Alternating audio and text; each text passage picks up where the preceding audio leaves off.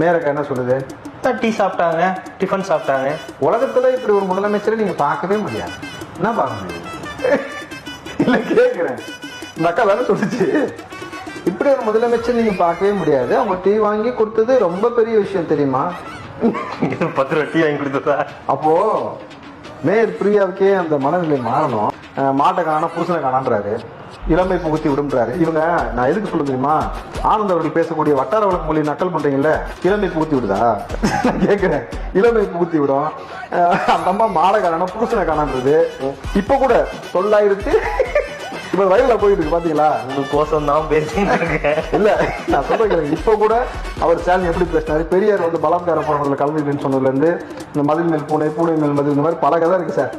அந்த மாதிரி பொது சிவில் சட்டத்தை அமல்படுத்துவோம், கை தட்டுவாங்க. இந்த தப்ப பொது அமல்படுத்த மாட்டோம், அதுக்கும் கை தட்டுவாங்க. ஐயோ, நீங்க வேற ஆளுங்கட்சி அதிமுக பேசாரு, இவர் விஷயமா இருந்துட்டு புரியுதுங்களா? அப்போ இவரு அன்னைக்கு ஒரு கூட்டத்தை போடணும், நீங்க கூட ஒரு மாநாடு நடத்துங்க. அன்னைக்கு ஸ்டாலின் அவர்கள் மாநாடு நடத்துறாரு, தளபதி விஜய் மலையில மாநாடு நடத்துறாரு. நீங்க இவ்வளவு பெரிய பாரம்பரியம், மீடியால அவங்க கையில் இருக்கு, எல்லாம் பண்ணுங்க. யார் இந்த மீடியா போடுன்னு பார்ப்பா? உங்க தான் சன் டிவி கூட போட மாட்டாங்க, எழுதி கலைஞர் டிவி மட்டும் தான் போட்டாகணும்.